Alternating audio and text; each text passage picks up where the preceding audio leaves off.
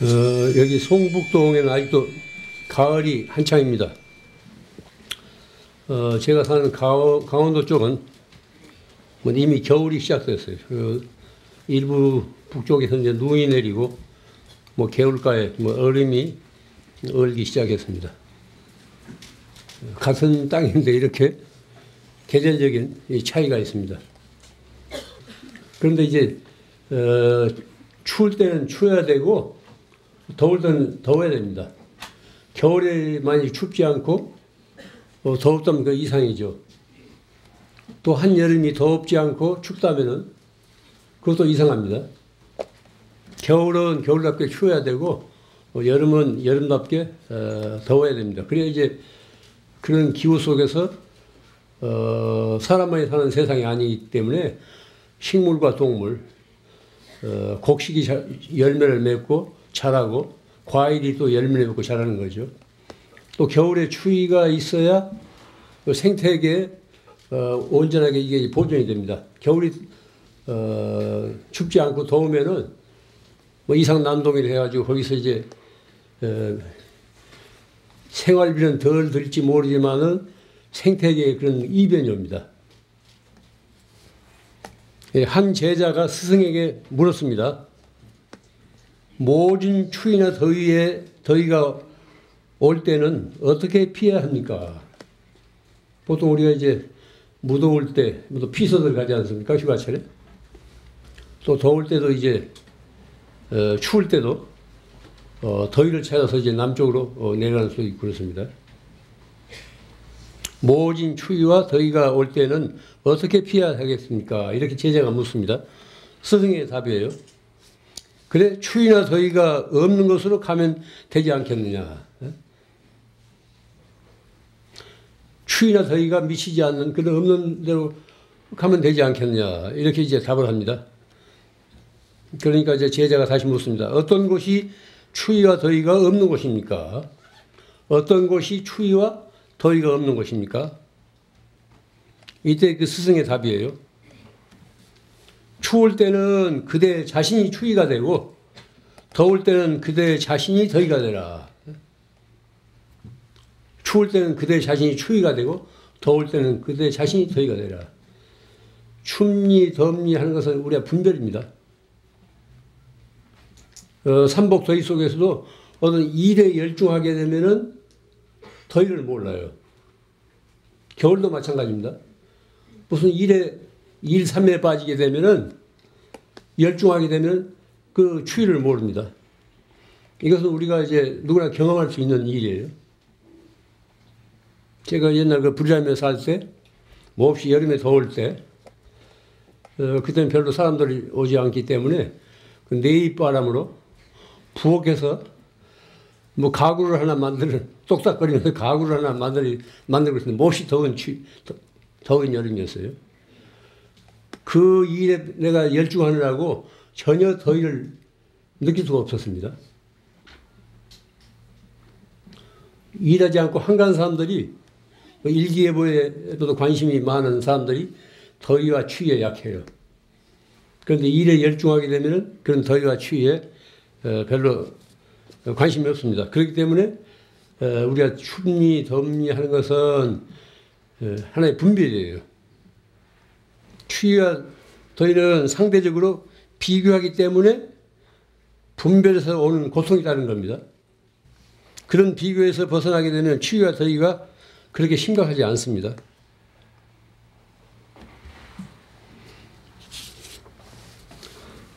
이런 현상은 비단 추위나 더위뿐만이 아닙니다. 뭐 생사를 나고 죽는 일, 괴롭고 즐거운 일, 혹은 얻고 잃는 일, 또 사랑하고 미워하는 일, 가난과 부 등도 상대적인 비교에서 오는 현상이에요. 거기는 절대치가 없습니다. 늘 상대적인 비교에서 오는 현상이기 때문에 좋으니 굳니 사랑하니 미워하느니 또 이제 뭐 잃었느니 얻었느니 이렇게 늘 우리가 그렇게 분별을 해요. 그러니까 피서 가는 사람들은 동양이나 어디 가면 이제 더위가 없을 거라고 생각하고 피서를 가지 않습니까? 모처럼 이제 휴가철에. 근데 거기는 거기대로 다 이제 더위가 있게 마련이에요. 뭐 추위도 마찬가지고. 번뇌 밖에 따로 보리가 있는 건 아닙니다. 뭐 경전에서 부처님 말씀이 있지 않습니까? 번뇌와 보리가 별개의 것이 아니라는 거예요. 표리 관계입니다. 거죽은 번뇌이니까 좀 속은 보리예요. 지혜란 말이에요. 도. 번뇌 밖에 따로 보리가 있는 것이 아니고 생사를 떠나서, 그러니까 우리 일상생활 떠나서 따로 이제 뭐 열반이 있는 게 아니라는 겁니다. 현재 이 세상 밖에 어딘가에 천국이 있다고 흔히 우리들은 믿고 있는데, 바로 이 현실 세계에서 우리가 천국을 이룰 수 있는 것이지, 이 현실을 떠나서 따로 천국이 존재하지 않는다는 그런 그 가르침입니다. 이런 분별을 없애기 위해서 스승은 추위를 피하려 하지 말고 내 자신이 추위가 되라는 것, 내 자신이 더위가 되라고 이렇게 설파한 겁니다. 요즘 이제 온 세상이 하나같이 불황과 경제 위기를 말하고 있습니다. 뭐 미국발 금융위기 있자고 하는데, 이게 온 세상이 지금 이렇게 불황과 경제 위기를 말하고 있습니다.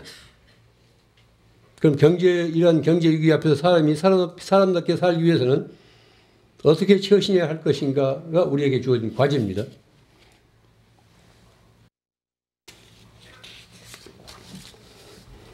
신문 방송마다 뭐 못 살겠는 불황이네, 뭐 경제 위기네, 또 뭐 신용이 낮게 평가되네, 이렇게 얘기하니까 그런 그 보도에 접할 때마다 우리들 자신들도 속으로 기가 죽고 상처를 입게 돼요. 만약 미국을 비롯해서 온 세상 나라마다 경제적으로 고도 성장을 지속한다면 그 결과는 과연 어떻게 될 것인가 한번 상상해 보십시오. 이런 불황이 전혀 없이, 경제 위기가 없이 이 지구상에 있는 모든 나라들이 한결같이 불황을 모르고 고도 성장으로 치닫게 되면 그 결과가 어떻게 될 것인가 한번 상상해 보세요. 이건 끔찍한 일입니다. 불황과 이제 경제 위기보다 훨씬 끔찍한 결과를 초래할 수 있어요. 왜냐하면은 국가 지도자를 비롯해서 사람들은 어떤 경제적인 문제를 자제할 줄은 모르지 않습니까? 억제할 줄은 모른다고. 그저 많이 갖고 많이 차지하고 많이 쓰고 많이 내버리고, 이런 우리가 틀에 갇혀 있기 때문에 그 밖의 것은 전혀 생각할 수가 없는 거죠.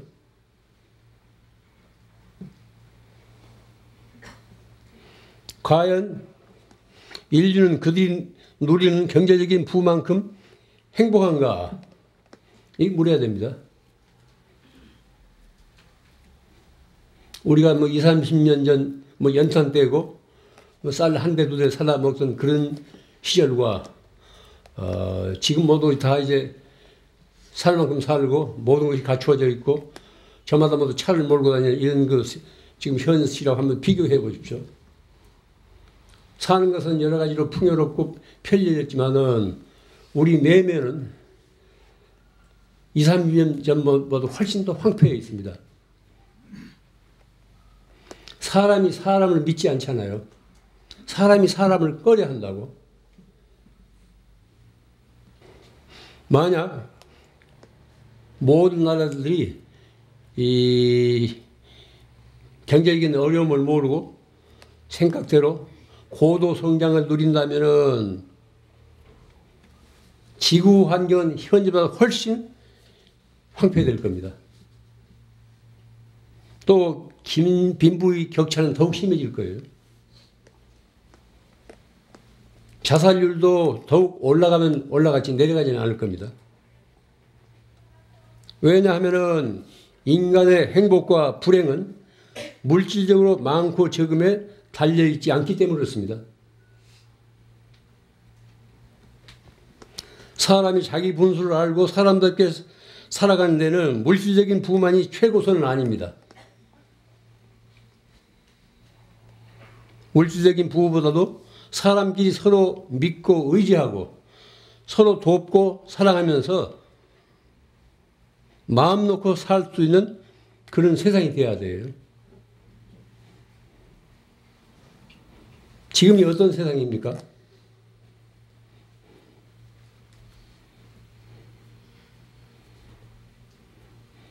우리가 사람이면서도 20, 30년의 사람에 비해서 훨씬 인간 가치는 전락되어 있습니다. 사람이 사람을 못 믿어합니다. 모두 꺼려하지 않아요. 이런 현상은 사람과 사람 사이에 무언가 불순물이 끼어들어서 그래요. 불필요한 불순물이 끼어들어서 그런다고. 물질이 됐건 부가 됐건 없어도 좋을 그 불필요한 것들이 사람과 사람 사이를 끼어들었기 때문에 서로 못 믿어하고 불신하고 꺼려하고 그런 겁니다. 모든 현상은 고정불변되지 않고 유동적이에요. 고정불변한 것은 이 세상에 어디에도 없습니다. 그렇기 때문에 모든 건 다만 한때일 뿐이에요. 이것이 우주의 리듬이고 실상입니다. 경제적인 불황, 이것도 인간들이 스스로 조절할 줄 모르니까 어떤 우주의 리듬, 보이지 않는 손에 의해서 그렇게 되도록 지금 율동을 하고 있는 거예요. 그렇게 되도록 파도를 일으키고 있는 겁니다.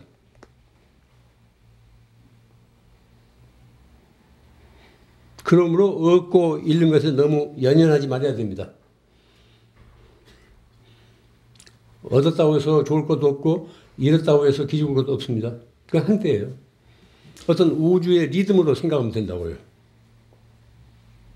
이 일을 당한 그 당시는 괴롭고 참기 어려웠던 일도 지내놓고 보면 그때 그것에 그나름의 의미가 있음을 알 수 있습니다. 뭐 뒤늦게 우리가 알아차리죠.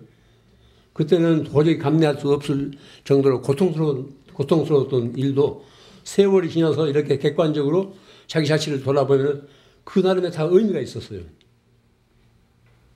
뭐 IMF 그런 위기도 그때는 어려워서 뛰어내린 사람도 많고 뭐 여러 가지로 이제 직장에서 떨려난 사람도 많았지만 지금 생각해보면 어떤 인간 형성의 길에 이 세상이 제대로 굴러가는데 무언가 까닭이 있어서 그런 시련이 우리 앞에 온 것입니다.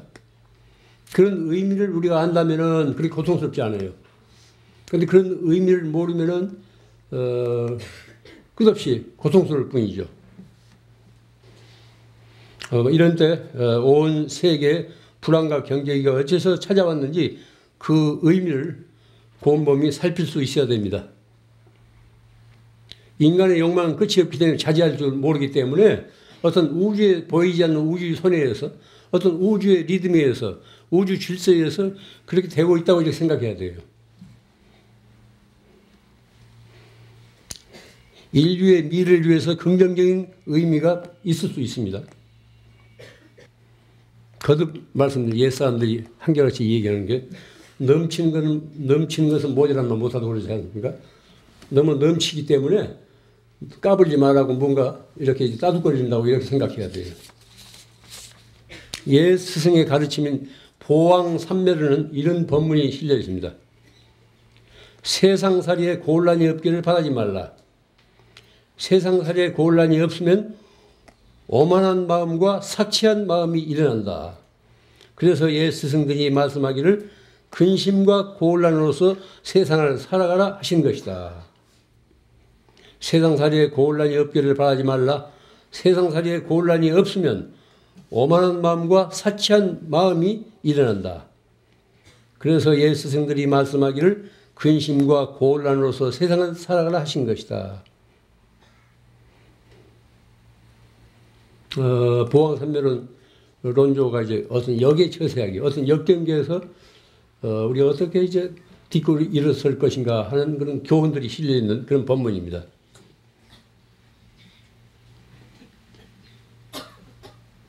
그러니까 경제적으로 고도 성장을 하게 되면 지금도 훨씬 사람들이 오만해지고 또 사치하게 될 겁니다.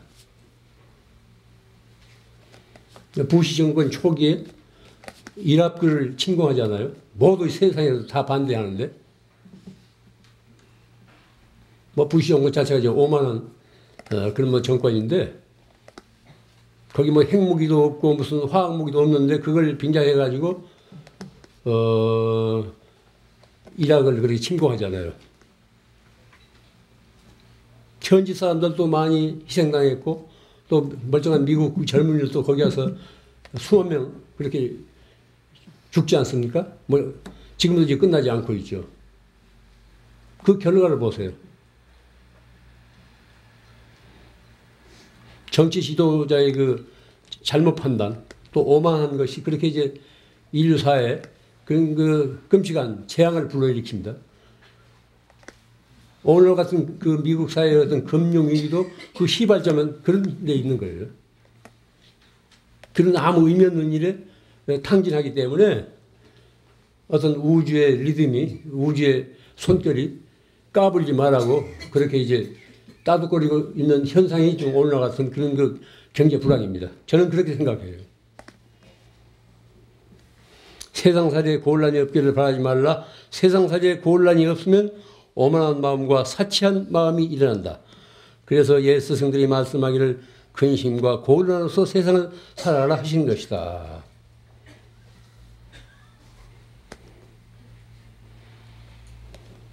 추위와 더위를 피하려 하지 말고 그대 자신이 추위가 되라고 하는 교훈도 뜻은 같은 데 있습니다. 그렇게 되면은 추위도 더위도 미칠 수가 없습니다. 행복할 때는 행복에 매달리지 마십시오. 그것도 한때예요. 집안에 좋은 일이 있다고 해서 너무 좋아하지만 말하는 거예요. 조심조심 그걸 이제 감사히 받아들일 뿐이지 좋은 일이 있다고 해서 그것이 영원히 지속될 걸 생각하지 마십시오. 행복할 때는 행복에 매달리지 말아야 됩니다. 또 불행할 때는 그 불행을 피하려 하지 말고 받아들여야 돼요. 우리가 불행을, 내 앞에 닥친 불행을 우리가 피하려 한다고 해서 피할 수 있습니까? 겸허히 받아들여야 돼요. 그것은 내 몫이고 내 차지이니까. 그러면서 자신의 삶을 순간순간 바라봐야 됩니다. 이게 중요한 거예요. 자신이 겪고 있는 행복이라든가 불행을 객관적으로 남의 일처럼 거기에 빠져들지 말고 객관적으로 바라볼 수 있어야 돼요. 자신의 삶을 순간순간 바라봐야 됩니다. 맑은 정신을 지켜봐야 돼요. 그렇게 되면은 행복과 불행에 휩쓸지 않고 거기에 물들지 않습니다. 기죽지 않습니다. 그러니까 신앙인들은 늘 깨어있으라는 거예요. 깨어있으라는 것은 자기 삶을 그렇게 늘 주시하라는 겁니다. 자기 삶을 주시하고 있으면 거기 고통과 불행이 거기는 따라오지 않습니다. 이 세상이 어떤 세상입니까? 이것 극락도 아니고 지옥도 아닙니다. 사바세계. 사바세계. 뭐 인도 말인데 참고 견디는 세상. 참고 견뎌나가야 하는 세상. 뭐 이런 뜻이라고 그랬죠. 사바세계. 이 말이. 우리말로 표현하자면은 참고 견디는 세상. 또 참고 견뎌야 할 세상이라는 뜻이에요. 거기에 묘미가 있습니다. 모든 일이 우리 뜻대로 풀려간다면 좋을 것 같지만은 그 결과가 좋지 않아요. 어려움을 모른다고. 또 모든 일이 늘 막혀서 도중에 뛰어내리고 싶으면 늘 그런 것은 아닙니다. 그건 한때예요. 그것도 내가 불러들인 어떤 삶의 매듭이에요. 좋은 일이 됐건 굳은 일이 됐건 우리가 겸허히 그걸 받아들이면서 또 조심할 수 있어야 돼요. 또 그런 현상을 객관적으로 자기 주시하라는 거예요. 거기에 매몰되지 말고 빠져들지 말고 주시하라는 거예요. 신앙인들이 제일 과제가 자기 삶을 그렇게 살피라는 겁니다. 뭐 이목구하고 염불하고 한다는 건 다 그거예요. 그런 그 참선이라든가 염불이라든가 강경 통해서 자기 자신을 그렇게 주시하라는 겁니다. 자기 자신을 살피고 있으면은 어떤 상황에 처하더라도 거기에 짓눌리거나 매몰되지 않습니다. 다 딛고 일어설 수 있는 지혜와 용기가 그 안에서 싹틉니다.